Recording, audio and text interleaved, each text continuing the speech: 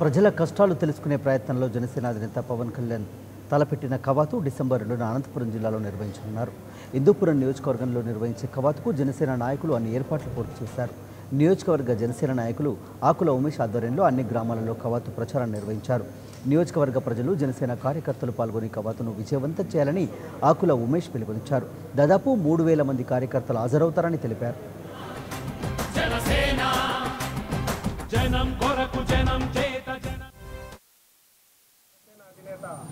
శ్రీ పవన్ కళ్యాణ్ గారు రాయలసీమ కరువు యాత్రలో భాగంగా అనంతపురం నగరంలో చేపట్టబోయే కవాతును జయప్రదం చేయడానికి హిందూపురం నియోజకవర్గం తరపున జనసేన సైనికులు వేలాదిగా బయలుదేరి కవాతును జయప్రదం చేయడానికి మా వంతు కృషి చేస్తున్నాం.